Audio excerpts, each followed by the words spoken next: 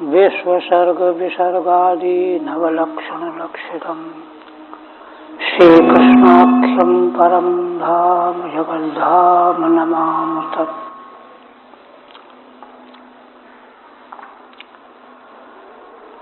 परम आदरणीय यति वृंद, भक्त वृंद एवं श्रोत्र, श्रीमद् भागवत के एकादश स्कंद के 29वें अध्याय में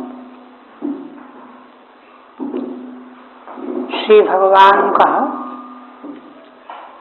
मंगलमय उपदेश पूर्ण हुआ। उसी के उपसंहार का भगवान सुखदेव जी के द्वारा वर्णन किया जा रहा है।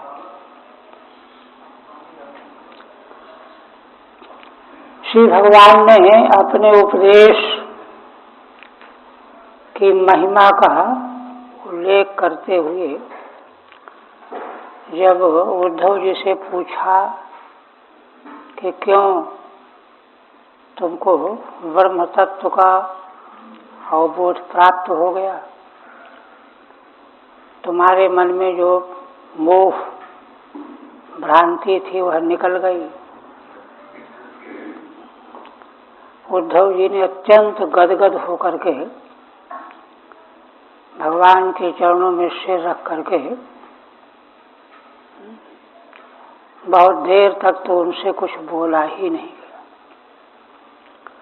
फिर उन्होंने कहा 3 बातें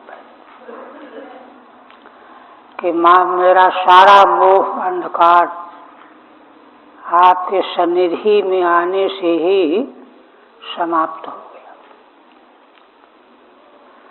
दूसरी बात, आपने जो मेरा विज्ञान में प्रदीप माया के द्वारा अपहृत हो गया था,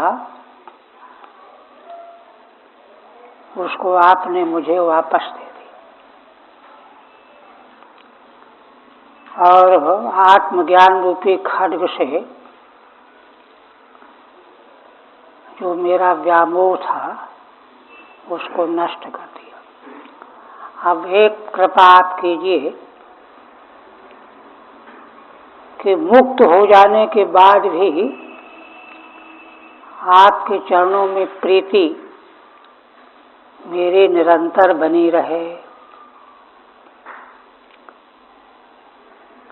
श्री भगवान ने अनुमोदन किया, स्वीकार किया और स्वीकार करके उनको आदेश दिया कि अब तुम लोक संग्रह के लिए मेरा स्थान बद्रिकाश्रम को चले जाओ। यहीं से टीका रह गई थी।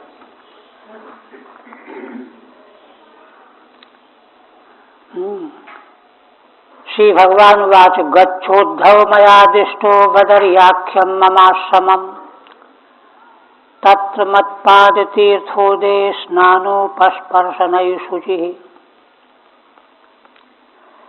हे उद्धव जी,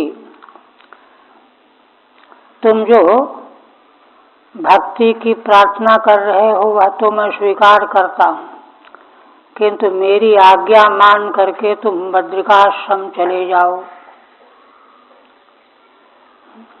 वहाँ मेरे चरणों से निकला हुआ जो तीर्थ रूप जल, उसमें स्नान करके पवित्र हो जाओ। टीका में श्रीधर स्वामी कहते हैं, तदुक्तम ओम इत्यंगीकृत्य। उद्धव जी का जो कथन था उसको भगवान ने ओम ठीक है तथास्तु कह करके अंगीकार कर लिया। माने मेरे प्रति भक्ति तुम्हारी कभी न्यून नहीं होगी, किंतु तथापि मया दिष्टो लोक संग्रहार्थम एतावत् कुर्वित्या। मेरी आज्ञा पा करके लोक संग्रह के लिए इतना तुम करो। क्या करो? तो बद्रिकाश्रम चले जाओ, गच्छ आदिष्टो नियुक्ता। वहां जाकर के क्या करना है? तो भगवान कहते हैं कि ईक्षया अलकनंदाया विधूता शेष कलमशः वसानो बलकलान्यंगो वन्यभुक् सुख निष्प्रिय।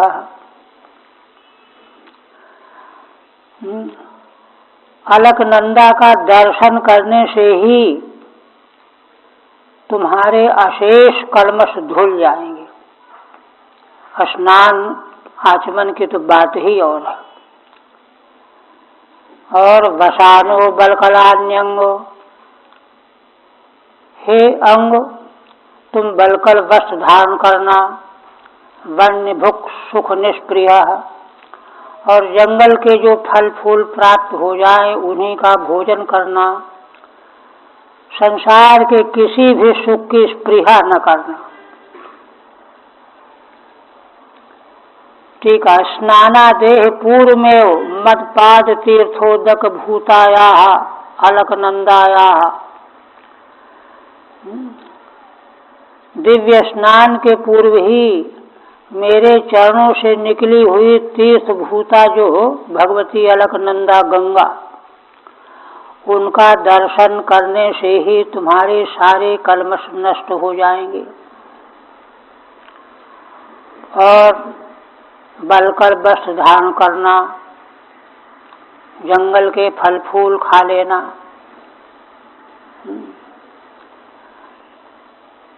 तीसरी बात, तितिक्षुर द्वंद्व मात्राणाम सुशीलः संयतेन्द्रियः शांतः समाहित धिया ज्ञान विज्ञान संयुतः। जितने भी संसार के लौकिक द्वंद्व हैं, शीत उष्ण मान अपमान आदि, इनको सहन करने वाले रहना, तितिक्षु सहनशील। सुशील माने विनम्रता पूर्ण व्यवहार करने वाले। संयतेन्द्रिय अपने इंद्रियों को संयत करने वाले। ऐसा होकर के शांत समाहित धिया, शांत होकर के समाहित धिया अर्थात आत्मनिष्ठ बुद्धि के द्वारा ज्ञान विज्ञान संयुत, ज्ञान शास्त्रीय ज्ञान, विज्ञान अनुभवात्मक ज्ञान, दोनों से युक्त हो जाना।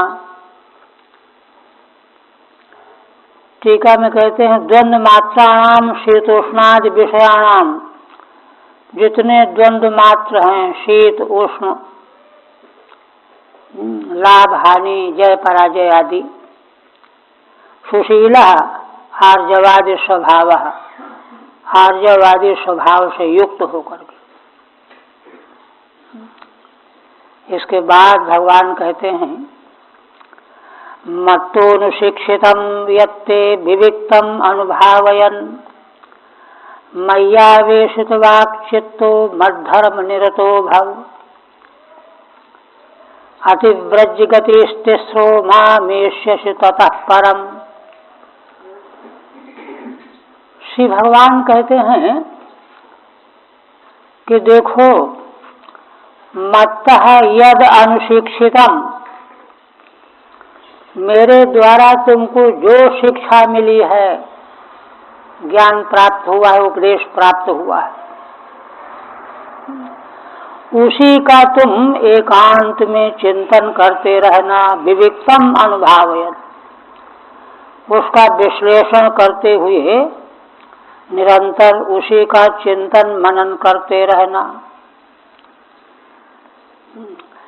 ये साधन का उपदेश है भगवान। इस साधन से क्या होगा? मय्यावेशित वाक् चित्तो मद्धर्म निरतो भव। एक तो मुझ परमेश्वर में ही अपनी वाणी और अपने चित्त को आवेशित कर देना, स्थापित कर देना। वाणी से भगवान के अलावा और कुछ बोलना नहीं, चित्त से भगवान के मंगल में महिमा के अतिरिक्त और कुछ चिंतन करना नहीं। यही भगवान में वाणी और चित्त का आवेशित करना है। मत धर्म निरतो भव, है ना, जो भागवत धर्म है उन्हीं में पूरी तरह से रत रहने वाले हो जाओ। ये तो साधन है। भगवान के द्वारा प्राप्त उपदेश का निरंतर चिंतन, वाणी और चित्त को भगवान में आविष्ट करना और भगवान के बताए हुए धर्मों में निरत रहना। इसका फल क्या होगा? अतिव्रज गति तिस्रा, 3 प्रकार की गतियां हैं सात्विक राजस तामस त्रिगुणात्मक जगत की। उन तीनों प्राकृत गतियों को तुम अतिक्रमण कर जाओगे और अतिक्रमण करके कहाँ पहुंचोगे? मामेशस ततः परम।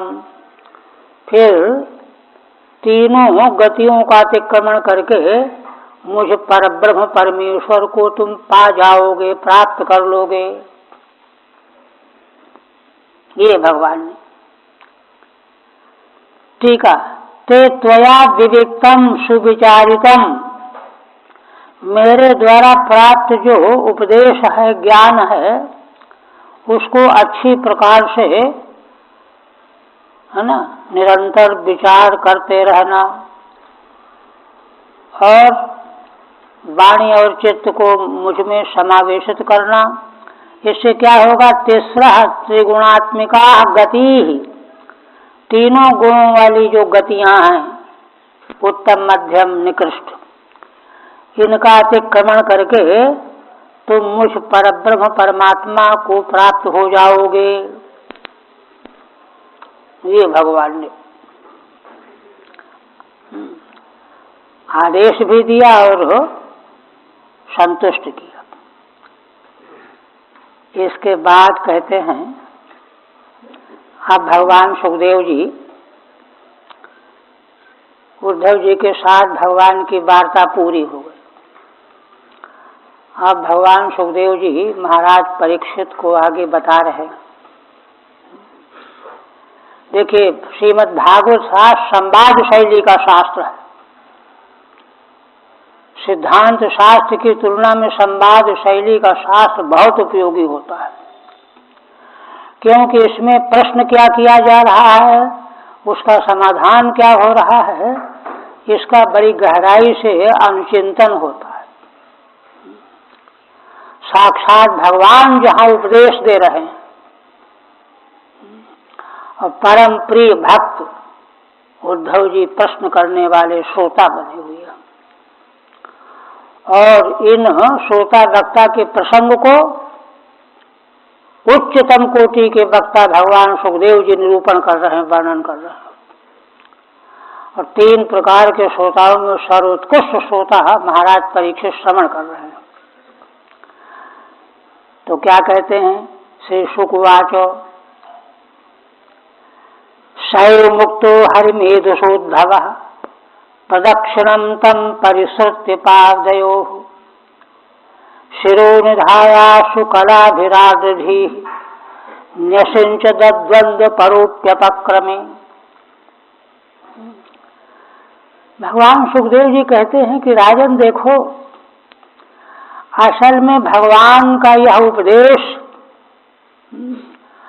परम कारुणिक भगवान की करुणा का साक्षात अमृतमय उपदेश है। इसको सुन करके श्रोता के भीतर कितना बड़ा परिवर्तन पैदा हो सकता है, उसका उल्लेख कर रहे हैं। शैव मुक्तो हरिमेधुषोद्धव, जिन भगवान का स्मरण करने से बुद्धि पवित्र हो जाती है, उन भगवान श्री कृष्ण के द्वारा ऊपर कही हुई बात कहे जाने पर,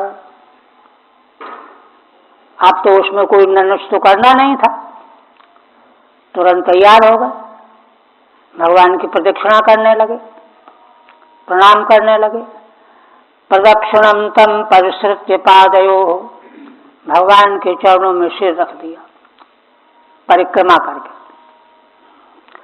शिरो निधाया शुकलाभिराधी। परिक्रमा करके भगवान के चरणों में सिर रखा उद्धव जी ने।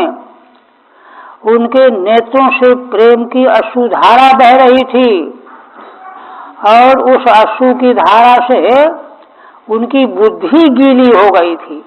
आर्द्रधी ही बुद्धि गीली हो गई, आर्द्र हो गई।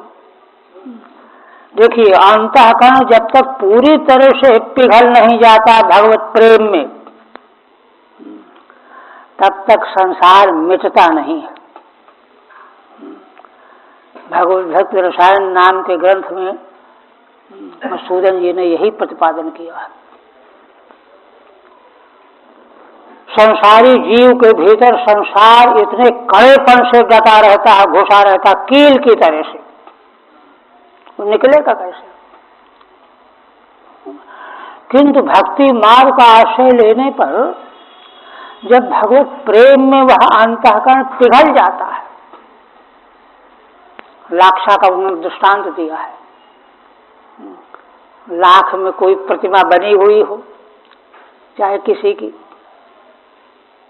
तो बनी रहेगी, किंतु अगर उसको ताप मिल जाए, पिघल जाए वो, तो प्रतिमा की आकृति नष्ट हो जाएगी। उसी प्रकार से भगवत प्रेम के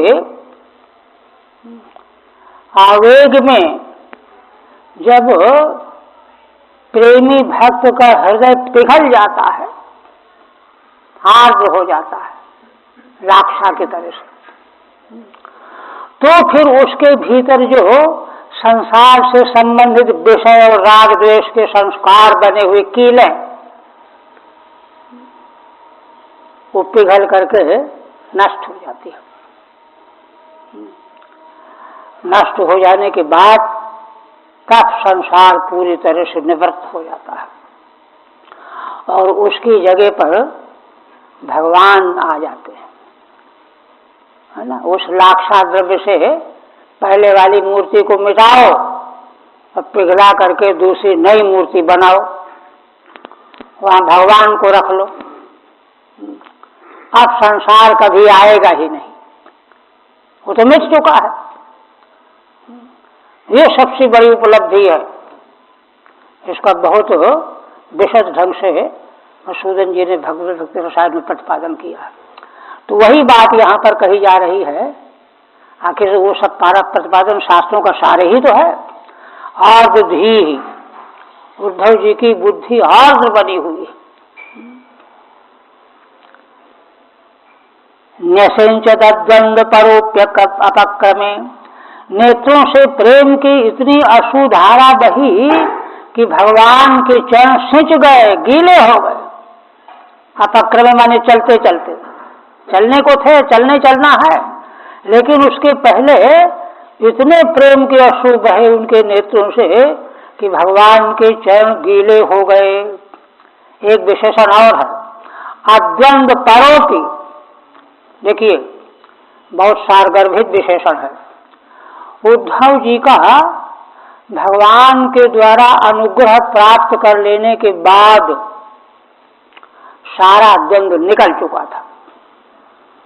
द्वंद्व माने द्वंद्व, दो, अपना पराया, जीना मरना, लेना देना, मान अपमान, सर्दी गर्मी, जन्म मृत्यु, ये सब द्वंद्व है। सर्वम द्वंद्वमयम जगत। किंतु भगवत प्रेम के प्रभाव से तो वे द्वंद्वातीत हो चुके थे, द्वंद्व परता नहीं थी। उपदेश सुनने के पहले तो थे द्वंद्व में, तभी तो प्रार्थना की थी कि आप मेरा अनुशासन करो। आपकी बात मैं ठीक समझता हूं, लेकिन मुझमें सामर्थ्य नहीं है, त्याग नहीं हो सकता। किंतु अब निर्द्वंद हो गए। कहते हैं कि जब निर्द्वंद हो गए हैं तो भी चलते समय भगवान के चरणों में सिर रख करके इतने अश्रु बहे उद्धव जी के नेत्रों से कि भगवान के चरण गीले। ठीक है। हरि मेधसा संसारम हरति मेधा यश। जिसकी बुद्धि मेधा भगवत बुद्धि प्राप्त करके संसार का हरण कर दी, संसार रहता ही नहीं फिर। तेन, ऐसे कौन? उद्धव जी। तेन, उनको किससे प्राप्ति हुई? श्री कृष्णेन, हरिमेधसा श्री कृष्णेन। भगवान श्री कृष्ण के उपदेश को सुनकर के उद्धव जी की बुद्धि में संसार का नाश हो गया। अद्वंद्व परोपि, अब उद्धव जी के भीतर कोई द्वंद्व नहीं था, अपना पराया, मेरा तेरा, लेना देना, है ना। अद्वंद्व परोपि सुख दुख विनिर्मुक्तोपि, माने द्वंद्व रहित हो करके सुख दुख दोनों से विनिर्मुक्त हो जाता है साधक। किंतु अपक्रमे निर्गमन समये भगवान को छोड़ना पड़ रहा है। भगवान की आज्ञा का पालन करने के लिए यहाँ से छोड़ के जाना पड़ रहा है। इसी से जो है वे इतने आर्द्र हो गए कि रोते रोते भगवान के चरणों को गीला कर दिया। ये जीवन मुक्ति है। फिर कहते हैं, अब देखिए भगवान सुखदेव जी, तो देखिए भगवान की महिमा, और उद्धव जी भगवान का अनुग्रह प्राप्त करके क्या हो गए, कैसे हो गए, है ना, इसको ठीक ठीक जानते हैं। बाकी लोग तो जैसे कोई अंधा किसी का वर्णन करे तो क्या वर्णन करेगा? अटकल पट्टू वर्णन करेगा। किंतु ये लोग तो साक्षात्कार करने वाले हैं, इसलिए इनका वर्णन जो है प्रामाणिक, सटीक, युक्त होगा। तो क्या कहते हैं? कहते हैं कि देखो राजन, सुदुष्टज स्नेह वियोग कातरो ना शक्नुवंस्तम परिहातु मातुरः कृच्छ्रम ययौ मूर्धनि भर्तृपादुके बिभ्रन् नमस्कृत्य ययौ पुनः पुनः। भगवान सुखदेव जी कहते हैं कि राजन देखो, सुदुष्टज स्नेह, भगवान के प्रति स्नेह अगर किसी को हो जाता है, प्रेम हो जाता है, तो उसका त्याग नहीं हो सकता। फिर संसार का स्नेह तो 2 कौड़ी का, वो तो त्यक्त हो जाएगा, इधर उधर हो जाएगा। किंतु भगवान के प्रति जो स्नेह हो जाता है उसका त्याग कोई कर ही नहीं सकता।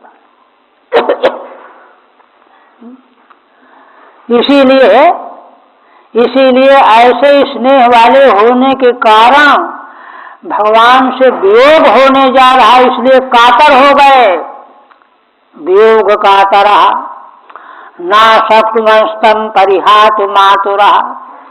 आतुर होकर के उद्धव जी इतने असमर्थ हो गए कि भगवान को छोड़ने का सामर्थ्य नहीं आया उनमें। इनको हम छोड़ के कैसे जाएं?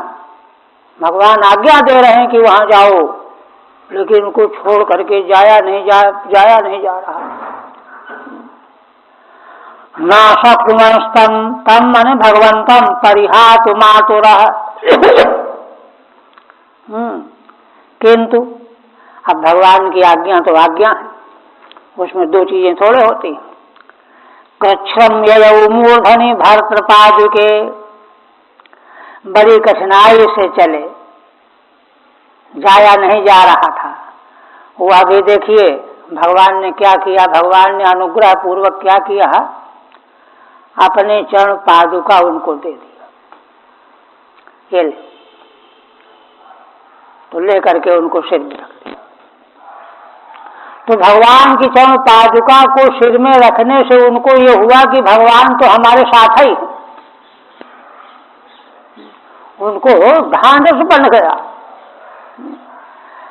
कृच्छ्रम ययौ मूर्धनि भर्तृपादुके बिभ्रन् नमस्कृत्य, अंतिम बार नमस्कार करके चल पड़े। ययौ, है ना, नमस्कृत्य ययौ पुनः पुनः, है ना, बार बार चल पड़ते, फिर देखने लगते, फिर नमस्कार करते, फिर चल पड़ते, फिर देखने लगते, फिर नमस्कार करते, पुनः पुनः।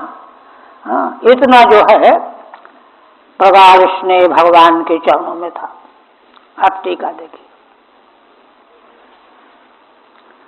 किंच सुदुस्त्यज स्नेहो यस्मिन, जिन भगवान के प्रति ऐसा स्नेह है कि जिसको त्यागा नहीं जा सकता। तेन वियोगात कातरः, इसीलिए जिन भगवान के प्रति किसी भी प्राणी को, जीव को प्रेम हो जाता है तो उसके वियोग में वह कातर हो जाता है। भीतो, इसलिए भयभीत हो गए। अतएव तम परिहातुम अशक्नुवन, इसलिए भगवान को छोड़ सकने में असमर्थ हो गए उद्धव जी, है ना। अशक्नुवन आतुरो अति विह्वलः, आतुर दुखी होकर के अत्यंत विह्वल हो गए। संकृच्छम कष्टम ययौ प्राप, और ऐसे होकर के बड़े क्लेश को प्राप्त हो गए। भगवान को छोड़ करके जाया नहीं जा पा रहा उनसे। ततश्च भर्तृपादुके तेनैव कृपया दत्ते, इसके बाद भगवान तो सर्वज्ञ हैं, जान गए, इसलिए भगवान ने अपने चरण पादुका उनको दे दिया, तो उन्होंने सिर पर रख लिया, है ना। तेनैव कृपया दत्ते, मूर्धनि, है ना, बिभ्रत सिर में रख लिया उद्धव जी ने। अति निर्बंध रूपया तदाज्ञया, अब भगवान की आज्ञा तो अत्यंत निर्बंध रूप है, उसमें कोई गुंजाइश नहीं है इधर उधर करने की। तम पुनर्पुनर् नमस्कृत्य ययौ, है ना, बार बार भगवान को नमस्कार करके चल पड़े।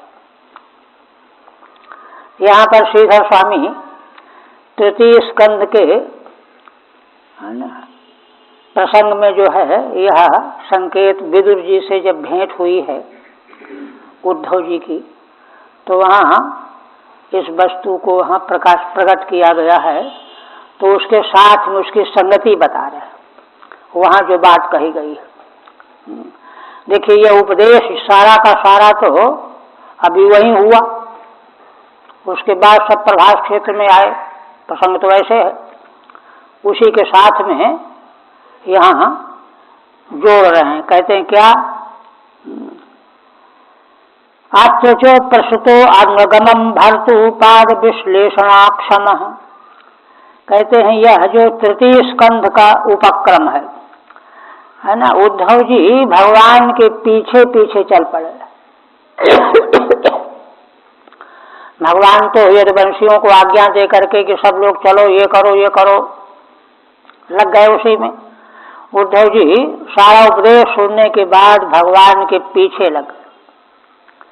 इत्यादि तृतीय स्कंधोपक्रमोक्ता अनुसारेण, जो तृतीय स्कंध में उपक्रम बताया गया है उस कथन के अनुसार बदरिकाश्रमं गच्छन् भगवतः प्रभास यात्रामुपसृत्य, उसके अनुसार दोनों की संगति का मतलब क्या है, बदरिकाश्रम के लिए जब भगवान की आज्ञा हो गई चल पड़े, भगवान के चरण पादुका को सिर में रख करके, तो भगवान प्रभास क्षेत्र की ओर जाते हुए उनको दिखाई दे गए, तो उनके पीछे लग गए। प्रभास यात्रा अनुपश्रुत्य शनैः पृष्ठतो गतः, धीरे धीरे उनके पीछे पीछे लग गए, वहीं से चले जाएंगे अपना। सन्नुपसंहृत निजुकुलम, और प्रभास क्षेत्र में जाकर के भगवान की लीलाएं क्या हुई, सारा कुल का उपसंहार हो गया, जो आगे वर्णन आएगा। भगवंतम एकांते दृष्ट्वा, और भगवान अब एकांत में पीपल के वृक्ष के नीचे भूमि पर बैठे हुए, वहां पहुंच गए।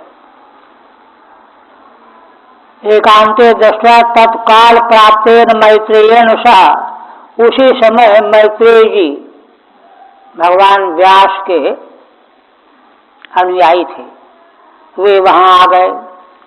पुनः कृपया भगवतोपदिष्टम तत्वम आकलय, भगवान ने वहां फिर से उपदेश किया संक्षेप में, मैत्रेय जी और उद्धव जी ने श्रवण किया।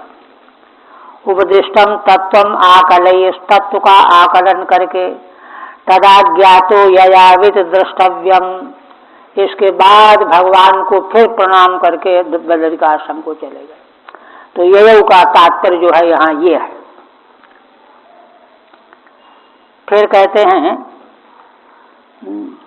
ततस्तमंतर हृदय सन्निवेश्यो गतो महाभागवतो विशालाम यथोपदिष्टाम जगदेक बंधुना ततः समास्थाय हरे रगाद गतिम।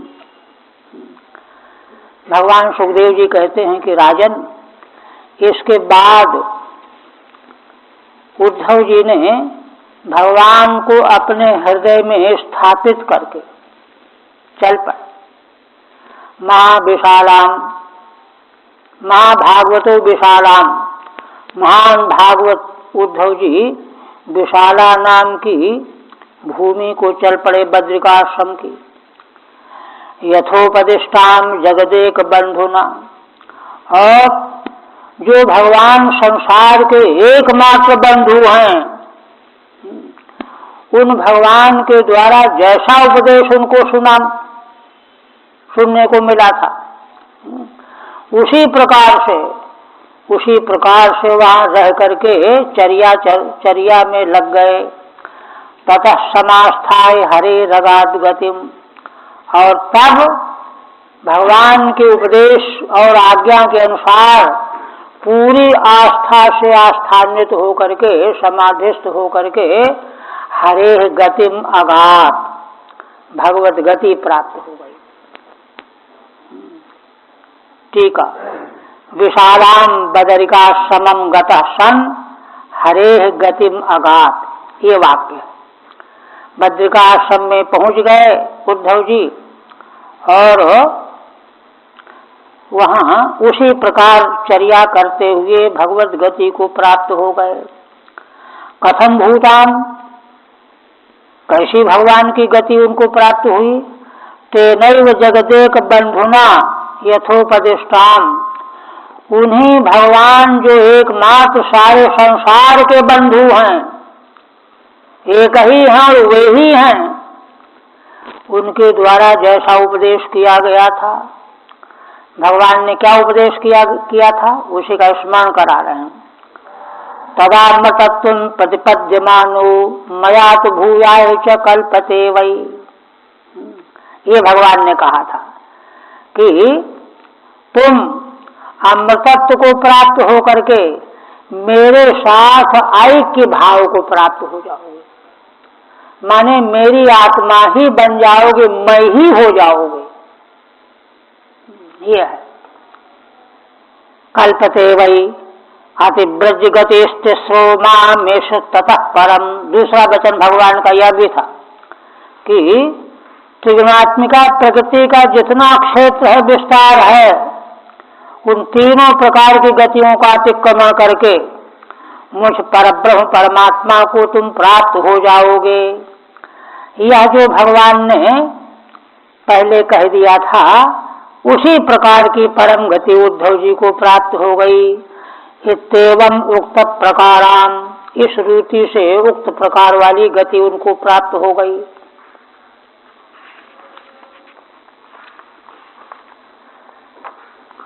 अब अंतिम में भगवान सुखदेव जी की ओर से उपसंहार किया जा रहा है। उपसंहार कर रहे हैं और भगवान को प्रणाम कर रहे हैं गदगद होकर के, क्योंकि ऐसे मूल्यवान परमार्थ को समझने वाले विज्ञ लोग भाव विह्वल होकर के उसी भाव में डूब जाते हैं। कहते हैं कि एतदानंद समुद्र संभवम ज्ञानामृतम भागवताय भाषितम कृष्णेन योगेश्वर सेवितांघ्रिणा सच्छ्रद्धया सेव्य जगत विमुच्यते। श्री भगवान सुखदेव जी कहते हैं कि राजन देखो, यह इतना उच्च कोटि का उपदेश भगवान का, यह क्या है? आनंद समुद्र संभ्रम, आनंद के समुद्र में भरा हुआ ज्ञान रूपी अमृत है यह। आनंद समुद्र के संभ्रत में भरा हुआ ज्ञान रूपी अमृत है, जिसका परम भागवत भक्त के लिए भगवान के द्वारा वर्णन किया गया है। श्री कृष्णेन योगेश्वर सेवितांघ्रिणा भाषितम। भगवान श्री कृष्ण कौन है? बड़े बड़े योगेश्वर जिनके चरणों की सेवा करते हैं, उनके द्वारा परम भागवत उद्धव जी के लिए जिसका उपदेश किया गया है, प्रकाशन किया गया है, ऐसे इस है ना आनंद समुद्र संभृत ज्ञानामृत को सच्छ्रद्धया सेव्य जगत विमुच्यते। उत्कृष्ट श्रद्धा पूर्वक इसका सेवन करके सारा संसार मुक्त हो जाता है। ये इसकी महिमा है। संसार में कोई भी अमुक्त नहीं रह जाता। ठीक है। आनंद समुद्रो भगवत भक्ति मार्ग। देखिए श्रीधर स्वामी क्या कहते हैं। आनंद समुद्र क्या है? भगवत भक्ति मार्ग। क्योंकि भगवत भक्ति मार्ग की तुलना में जितने साधन हैं सब कुछ न कुछ कठोरता को लिए हुए है, कड़ापन है, बड़ी सतर्कता अपेक्षित है, बड़ी सावधानी अपेक्षित है। किंतु भगवान की भक्ति का जो मार्ग है इससे सुगम तो कुछ हो ही नहीं सकता। इसलिए आनंद समुद्र संभृतम तस्मिन संभृतम एकीकृतम, उसी में एकीकृत माने घुला हुआ है जो ज्ञानामृत। भक्ति और ज्ञान दोनों एक हो गए हैं यहाँ, उसी में घिला हुआ है ज्ञानामृत। ज्ञानी भक्त की महिमा गीता में है ना, भगवान ने कही एकीकृतम एतद यह सच्छ्रद्धया आसेव्य। जो कोई बड़ी श्रद्धा से इसका सेवन कर लेता है, ईषदपि सेवित्वा वर्तते, थोड़ा भी इसका सेवन करके विद्यमान हो जाता है। सब विमुच्यते इत किम वक्तव्यम, वह मुक्त हो जाता है। यह बात तो कहनी ही क्या है। देखिए ऐसा क्यों कह रहे? कैमुक्ति का न्याय है। कहते हैं कि तत्संगात जगदपि विमुच्यते इत्यर्थ। ऐसे महान पुरुष के संग से सारा संसार मुक्त हो जाता है, फिर वह मुक्त होता है, इसमें तो आश्चर्य क्या है। और देखिए ऐसे महान पुरुषों की परंपरा अभी भी चली आ रही है। उन्हीं की कृपा से जो है संसार के जीवों को राहत मिल रही आज भी, जहाँ सच्चाई है। इसलिए वे तो मुक्त हैं ही, उनके संपर्क से दूसरे भी सारे संसार के प्राणी मुक्त हो जाते हैं। यथार्थ महिमा है। इसके बाद फिर क्या कहते हैं? आप देखिए यह महिमा जो भगवान के द्वारा उपदिष्ट ज्ञान और भक्ति की जो बताई गई, इसको फिर से जो है कैमुक्ति का न्याय से दृढ़ करते हैं। क्या? अब भगवान सुखदेव जी कहते हैं कि देखो असल में संसार के जीव प्राणी मात्र जो जो कुछ भी चाहते हैं वह सब भगवान से ही प्राप्तव्य होता है। मोक्ष भी और भोग भी, चाहे भुक्ति और मुक्ति, भुक्ति भोगा मुक्ति मोक्षा, ये दोनों के जो हैं अधिष्ठान भगवान ही हैं। यह विहंगम दृष्टि देने के लिए कि संसार में कोई भी भगवान को छोड़ करके भुक्ति नहीं प्राप्त कर सकता। जिन लोगों ने उपद्रव करके छीना झपटी चोरी चमारी से भुक्ति प्राप्त किया, वो अंत में कुत्ते की मौत मारे गए। हिरण्याक्ष, कश्यप, रावण, कुंभकर्ण आदि, जिनका तीनों लोक में डंका पिटा, किंतु भगवत विमुख होने के कारण कुत्ते की मौत मरना पड़ा। इसलिए भक्ति असल में वही जीव का कल्याण करने वाली हो जो भगवान के प्रसाद के रूप में प्राप्त हो, क्योंकि भगवत अधीन ही है उसकी प्राप्ति भी, अन्यथा कोई उपाय नहीं। मोक्ष तो भगवत अधीन है ही, भोग भी भगवत अधीन ही है। कोई भी वस्तु भगवान से अतिरिक्त कहीं से भी प्राप्त नहीं हो सकती। इस प्रकार देखिए, इस अभिप्राय यह है कि मान लो मोक्ष की अभिलाषा नहीं जग रही अभी, तो क्या करें? तो फिर अपने कोसते रह रहे, हमें मोक्ष की भावना नहीं है, हम तो कुछ नहीं है, हम तो कुछ नहीं है।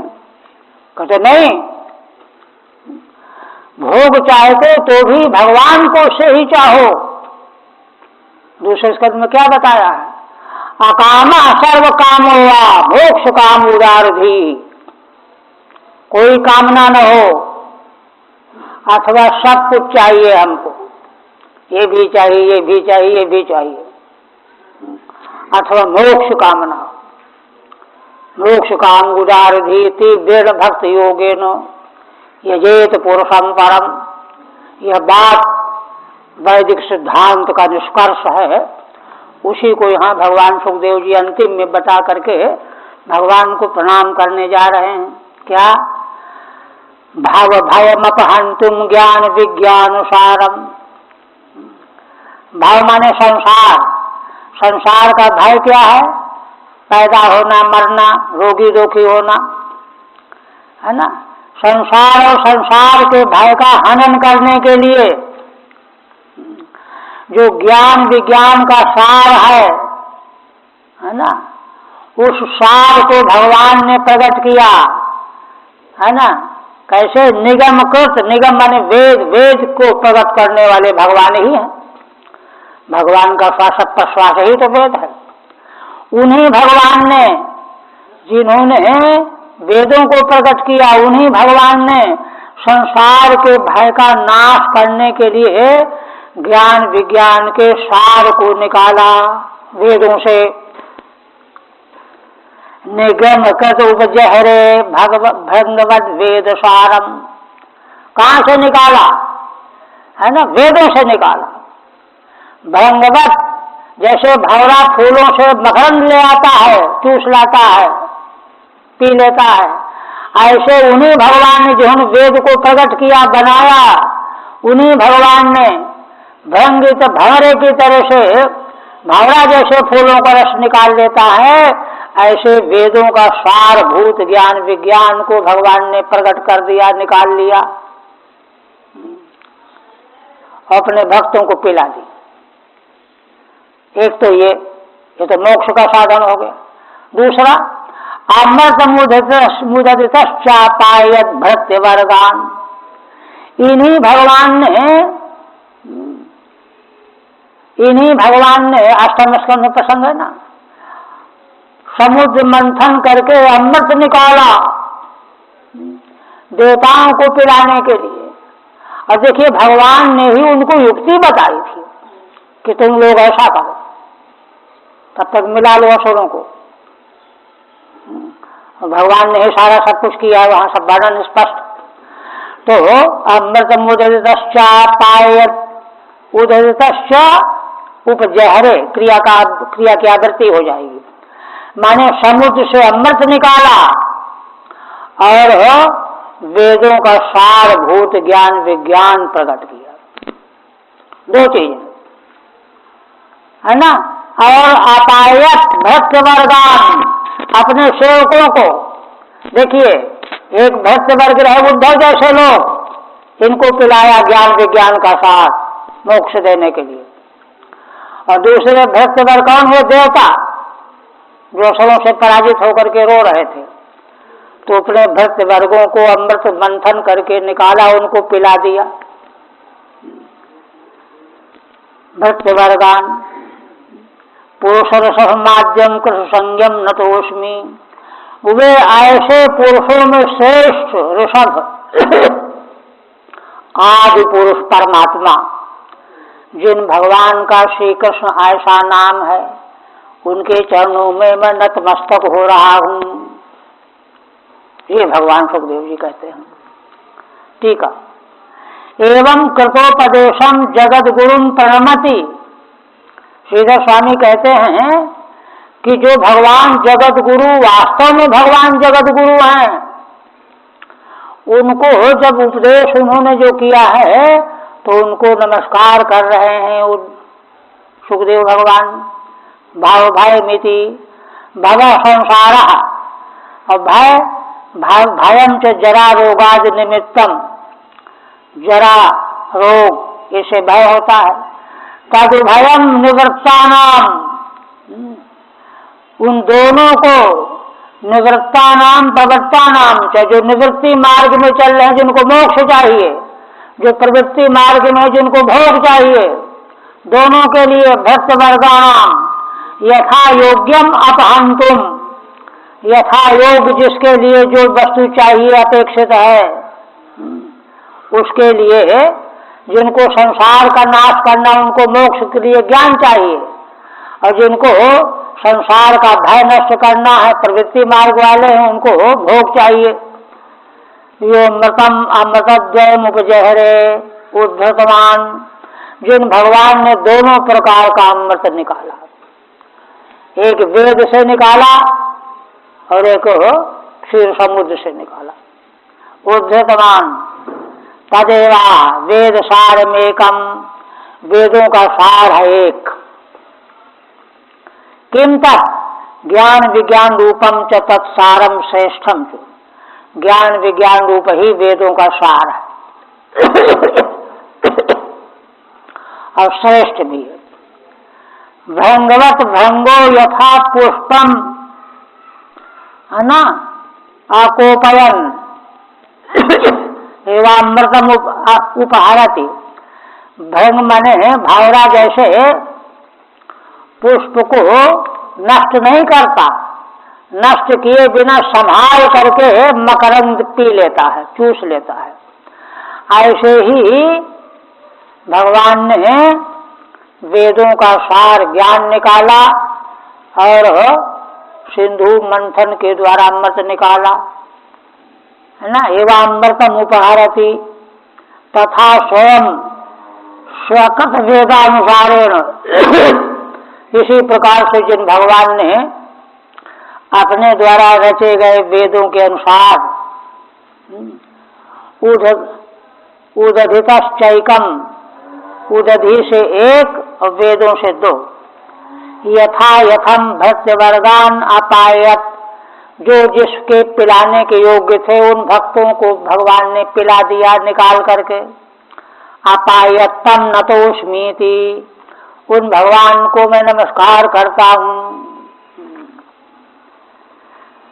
आप देखिए, अब श्रीधर स्वामी अपनी स्तुति कर रहे हैं अंतिम में, प्रसंग पूरा होने पर।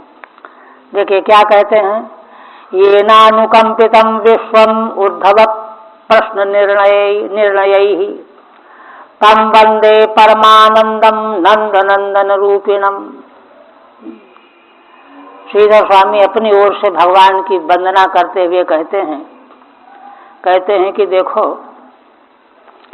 जिन भगवान के द्वारा उद्धव जी के प्रश्न के निर्णय के बहाने सारे संसार के प्रति भगवान ने कृपा की है, नहीं तो हम लोगों को कहां से क्या मिलता। जिन भगवान के द्वारा उद्धव जी के प्रश्नों का उत्तर देने के ब्याज से, प्रसंग से सारे विश्व का कल्याण किया गया है। और देखिए, विश्व के कल्याण के लिए इसके अलावा कोई कहे कि हाँ ये भी उपाय है, ये भी उपाय, ये भी, सब बेवकूफों की बातें हैं। कोई उपाय है ही नहीं। नान्य पंथा विदते अनायो, ये वेदों का उद्घोष है। यही एकमात्र उपाय है ना। उद्धव प्रश्न निर्णय ही तम वंदे परमानंदम, उन परमानंद स्वरूप नंद नंदन रूपिणम, जो नंद के नंदन के रूप में प्रकट हुए हैं, श्री कृष्ण के रूप में, उनकी मैं वंदना करता हूँ। ऐसे वंदना किया। हरि ओम तत्व श्रीमद्भागवते महापुराणे एकादश स्कंधे 39 आप देखिए, अब 30वां अध्याय प्रारंभ होने जा रहा है।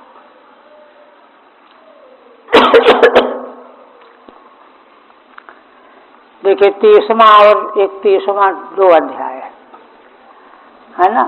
भगवान के उपदेश का उपसंहार तो हो गया, किंतु इस स्कंध का जो विषय वर्णन किया गया है, तत्व ज्ञान, उसका उपसंहार अब होना है। कैसे? प्रारंभ में ही जहाँ स्कंध का आरंभ है, वहाँ श्रीधर स्वामी ने उपक्रम में बताया था कि आगे जो ब्रह्म विद्या समास और व्यास, संक्षेप और विस्तार से जिसका निरूपण किया जाने वाला है, उस विद्या की पात्रता, अधिकारिता, साधन, चतुष्टय, संपत्ति वैराग्य के बिना संभव नहीं है। इसलिए पहले वैराग्य प्राप्त कराने के लिए पहला अध्याय है, जिसमें क्या वर्णन किया गया है? भगवान की छत्र छाया में रहने वाले यदुवंशी, है ना, तीनों लोकों में जिनकी बराबरी करने वाला कोई नहीं, भगवान ने स्वयं जिनको यदुवंशी, ये तो देवलोक के राजे, देवलोक के देवता हैं, उनको प्रयोजन वशात भगवान ने यदुवंश में प्रकट किया था, सब बनाने वाला। अब उनको मोक्ष की पात्रता उनमें नहीं है, प्रयोजन वशात उनको यदुवंश में प्रकट करके पुनः उनको फिर देव योनि में भेजना है। किंतु उनके सुव्रत के बहाने जो आगे ब्रह्म विद्या, तत्व विद्या का जिसका उपदेश होने जा रहा है, किया जाने वाला है, उसके संबंध में वैराग्य लेने के लिए वर्णन किया गया है। क्या वैराग्य लेने के लिए? कि अरे साक्षात भगवान के आश्रय में रहने वाले यदुवंशी कितने प्रभावशाली, तीनों लोक में जिनका कोई मुकाबला करने वाला नहीं, किंतु उनका भी वह वैभव, ऐश्वर्य जहन्नुम में मिल गया, मटिया मेट हो गया, सब नष्ट हो गया। तो बताइए कि बने संसार का ऐश्वर्य, सारी उपलब्धि, है ना, सब कुछ भी प्राप्त हो जाए तो अंततो गत्वा उसका क्या? इसलिए इन सबसे वैराग्य ही जो है साधियान मार्ग है, दृष्टि है। माने प्रवृत्ति मात्र जो है, जितनी चाहे जितनी ऊंची से ऊंची हो, अंततो गत्वा वह प्रशस्त नहीं है। इस प्रकार का वैराग्य चाहिए। उस वैराग्य के लिए ही वहाँ, है ना, बालकों से अपराध हुआ, ऋषियों ने शाप दिया कि जाओ मूसल पैदा हो जाएगा जो तुम्हारे कुल का नाश कर डालेगा। प्रसंग सब पहले अध्याय में आया है। तो ये वैराग्य के लिए वर्णन किया गया। तो वैराग्य के लिए जिसका वर्णन किया गया उत्थान में, प्रारंभ में, उसका अंतिम में उपसंहार में क्या हुआ, है ना। और देखिए ये संकल्प भगवान का ही था। भगवान ने वहाँ अपना संकल्प व्यक्त किया था कि अगर मैं दुनिया की दृष्टि में पृथ्वी का भार उतर गया है, लेकिन मेरी दृष्टि में भी पृथ्वी का भार पूरी तरह से नहीं उतरा है। अगर इसका उपसंहार किए बिना मैं चला जाऊंगा तो ये फिर सिरदर्द बन जाए। इसलिए देखिए, जिन भगवान के द्वारा इतना बड़ा तत्व ज्ञान उपदेश किया गया, वे ही भगवान अपने व्यवहारिक जीवन में अपने सारे वंश का सत्यानाश करके भूलोक को छोड़ करके गए। माने उनको रफ्ती भर भी माया मोह का नामो निशान नहीं। भगवान को तो खैर माया मोह का प्रसंग ही नहीं है, किंतु इससे शिक्षा हमको लेनी है कि तत्व ज्ञान की सार्थकता इस समझदारी में है कि चाहे कितनी ही बड़ी वस्तु क्यों न हो संसार की, उसकी ओर मन जाना ही नहीं चाहिए। यह बात आगे आएगी कि भगवान ने वहाँ जिज्ञासा की गई है कि भगवान तो चाहते तो हजारों वर्ष बने रहते। भगवान सुखदेव जी ने वर्णन किया, बताया, कहा कि अरे देखो, जिन्होंने कितने वर्ष पहले गुरुपुत्र के मरे हुए गुरुपुत्र को ला करके ज्यों का त्यों दे दिया और कहा कि परीक्षित राजन, तुम भी तो मर ही गए थे अश्वत्थामा के ब्रह्मास्त्र से, जिन भगवान ने तुमको जिला दी। उन भगवान को अपना शरीर 1500 वर्ष बनाए रखने में क्या कठिनाई थी, किंतु भगवान ने ऐसा नहीं किया। क्यों नहीं किया? भगवान ने इसलिए नहीं किया कि अगर मैं शरीर को बनाए रखना चाहूंगा तो जितने भी संसार में ज्ञान योगी, भक्त योगी होंगे तो उनको एक रास्ता मिल जाएगा कि हम भी शरीर को अभी नष्ट नहीं होने देंगे, साधन करके इसको बचाए रखेंगे। वो तो ज्ञान का दूषण हो जाएगा, परमार्थ तत्व के ज्ञान का विरोधी हो जाएगा। वो तो यही हुआ कि जो है उपदेश कुछ और है, आचरण कुछ और हो गया। इसलिए उपदेश जो है आचरण वैसा ही हो, इसलिए भगवान ने उपदेश के अनुरूप उसी प्रकार से अपने जीवन का दर्शन कराया कि देख लो, समझ लो। उन्होंने मैंने पुत्र पौते ही तो थे सब यदुवंशी, कितनी संख्या थी उनकी, सब वर्णन आया, वो सब उन्हीं के वंशज थे। लेकिन किसी को भगवान ने जो है मोह माया ममता में आकर के संरक्षण नहीं दिया, सबका सत्यानाश। यह दृष्टि जब तक प्राप्त न हो जाए तब तक यह ज्ञान जो यहाँ वर्णन किया गया है 11वें स्कंद में, जैसा वर्णन अन्य कहीं भी किसी शास्त्र में प्राप्त नहीं होता है, वह पूरी तरह से हृदयंगम नहीं हो सकता। इसलिए भगवान के इस रहस्यमय संदेश को हृदयंगम कराने के लिए पूरे प्रकरण का उपसंहार 2 अध्याय में किया गया है। श्रीधर स्वामी कहते हैं, उपक्रम करके त्रिंशेतु प्राग उपक्षिप्त मौसलच्छलतो हरिः स्वधाम गंतुमन्विच्छन् संजहार निजम कुलम। श्रीधर स्वामी कहते हैं कि 30वें अध्याय का विषय क्या है। कहते देखो, प्राक माने इस स्कंद के प्रारंभ में पहले अध्याय में उपक्षिप्तम मौसलच्छलतो हरिः, जिसका मौसल पर्व के द्वारा मुसल की उत्पत्ति के छल से बहाने से भगवान ने जिसका आरंभ कराया था, शुरुआत कराई थी। क्यों?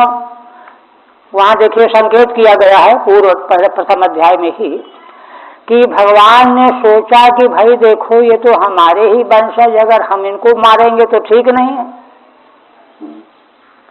इसलिए और दूसरा को उनको मार नहीं सकता। तीनों लोक में किसी में सामर्थ्य नहीं है कि इनसे मुकाबला कर ले, और अपने ही वंश का अपने ही खत्म करो, ये तो शोभा नहीं देता।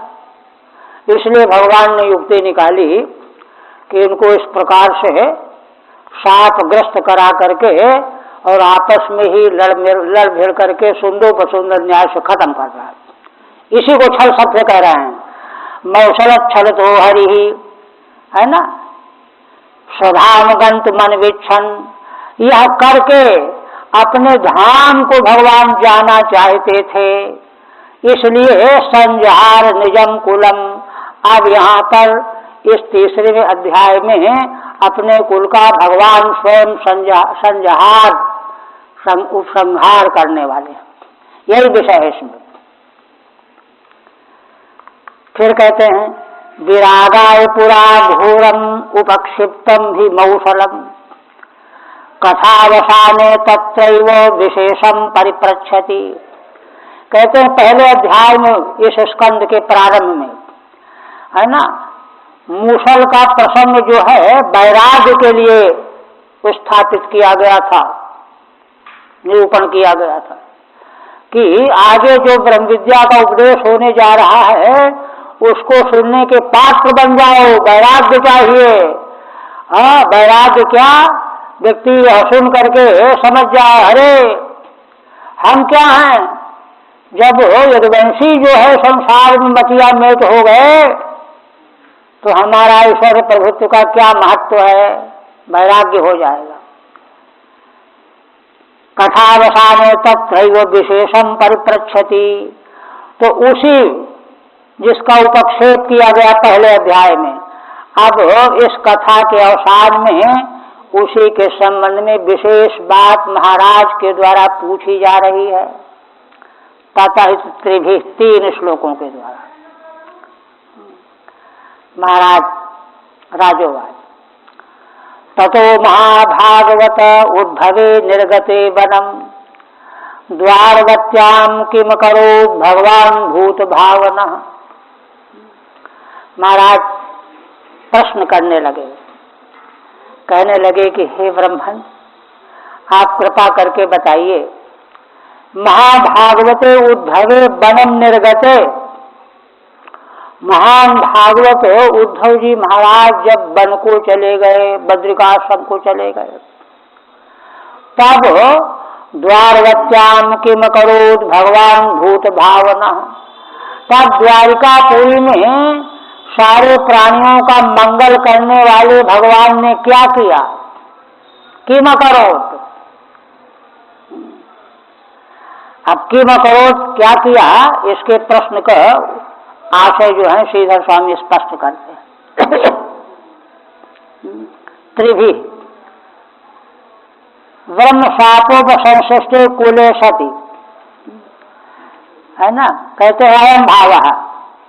अच्छा दूसरा है, दूसरा पहले और ले, ब्रह्म शापोपसंश्लिष्टे स्वकुले यादवर्षभा प्रियसीम सौनेत्राणाम तनुषा कथमत्यजत। महाराज कहते हैं कि उद्धव जी के चले जाने के बाद भगवान ने द्वारिकापुरी में क्या किया। तो कोई कहे कि क्या पूछते हो, अरे द्वारिकापुरी में वीरवंशियों का संहार करवाया और अपने धाम को चले गए। कहते नहीं, प्रश्न इस क्यों है, ब्रह्म शापोपसंश्लिष्टे स्वकुले यादवर्षभा, यादवों में श्रेष्ठ भगवान ब्राह्मणों के साथ लगा हुआ अपने कुल में, ऐसे भगवान, है ना। एक तो या तो ये हो सकता है कि भगवान को साथ क्या कर लेगा और लोग मर गए होंगे, भगवान को साथ तो लगेगा नहीं, एक प्रश्न तो ये है। तो कोई कहेगा नहीं नहीं, भगवान तो मर्यादा के रक्षक हैं, सांप को भी मानेंगे। तो कहते सांप को मानेंगे तो उनको भी अपना शरीर छोड़ना पड़ेगा। तो प्रेषीम सौनेत्राणाम तनुषा कथमत्यजत, तो ये बताइए जिन भगवान का विग्रह, है ना, संसार के सभी प्राणियों के नेत्र ही नहीं उपलक्षण है, सभी इंद्रियां भगवान के मंगलमय विग्रह को अत्यंत जो है चाहने वाली थी। ऐसे शरीर को भगवान ने कैसे त्यागा?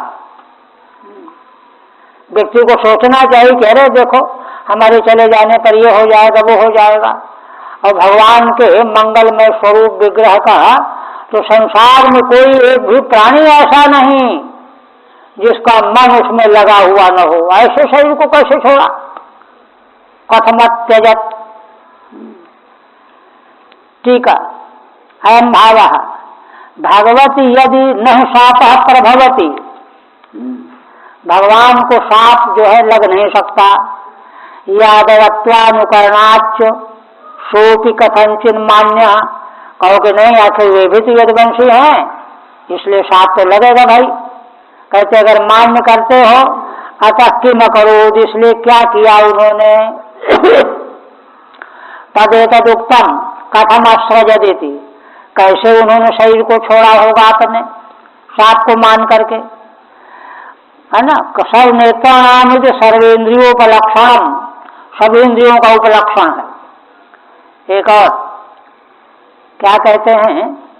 प्रत्याकृष्टुम नयन मदला यत लग्नम न शेकुः, कर्णाविष्टम न शरति ततो यत सतामात्म लग्नम, यक्षीर्वाचाम जनयति रतिम किम नु मानम कवीनाम, दृष्ट्वा जिष्णुर्युधिरथगतम यच्च तत्साम्यमीयुः। महाराज कहते हैं कि देखो जिन भगवान के विग्रह में स्त्रियों के नेत्र जब लग जाते थे तो नेत्रों को हटा नहीं पाती थी, नेत्र लगे ही रह जाते थे। एक दूसरा, भगवान के यश को जो लोग सुनते थे, कर्णाविष्टम न शरति ततो यत् सतामात्म लग्नम, सत्पुरुषों के मुखार बिंद से भगवान के मंगलमय लीला चरित्रों को कान के द्वारा जब सुन लेते थे सत्पुरुष लोग, तो हृदय में भगवान की मूर्ति बन जाती थी, लिखित हो जाती थी, चित्र बन जाता था, उससे वे कभी अलग नहीं होते थे। दो, तीसरा, यक्षीर वाचाम जनयति रतिम किम नु मानम कवीनाम, तीसरी बात, जिन भगवान की मंगलमयी शोभा है ना, कवि नाम वाचाम, कवियों की वाणी में रति पैदा करती है। माने कवि लोग भगवान के मंगलमय लीला यश का जब गान करते हैं तो सुनने वाले लट्टू हो जाते हैं, टूट पड़ते हैं, है ना। यह क्यों ऐसा होता है? भगवान की शोभा ऐसी है। एक किम मानम, और दूसरी बात कि कवियों को सारा संसार उनको बड़ा मान करता है। अरे ऐसा भगवान का चित्र वर्णन किया। वाल्मीकि रामायण, श्रीमद् भागवत, महाभारत जैसे शास्त्र ग्रंथ, इनके शान का कोई वाक्य नहीं, एक भी कहीं नहीं, इतना मान सम्मान।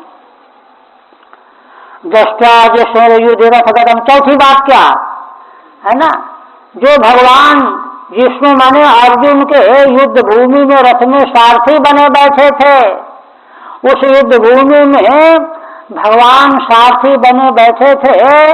जिन जिन वीरों ने उनका दर्शन करके शरीर का त्याग किया उनको साहिज मुक्ति मिल गई। ये चार विशेषताएं जिन भगवान के मंगलमय विग्रह की, ऐसे भगवान ने ऐसे मंगलमय विग्रह का कैसे त्याग किया होगा, ये प्रश्न है।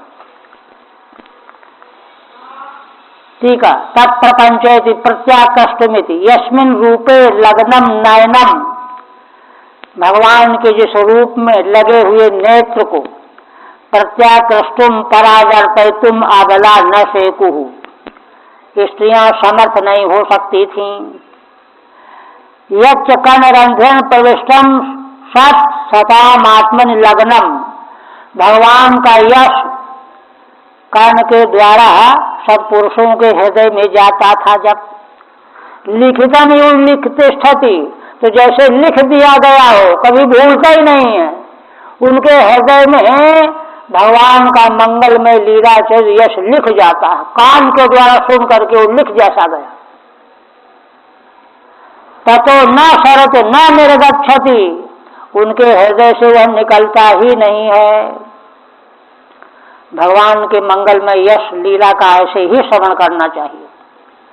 तीसरा, यश श्री शोभा संकीर्तिमाना, जिन भगवान की शोभा जब गाई जाती है कवियों के द्वारा, कवि नाम वाचम रतिम उल्लास विशेषम जनयति, कवियों की वाणी को उल्लसित कर देती है।